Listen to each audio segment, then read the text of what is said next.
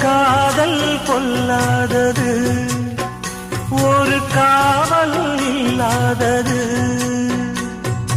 ஊதக்காத்தில் வஞ்சி மாது ஒத்தையிலே வாடும்போது போர்வை போல பொத்தி அணைப்பே.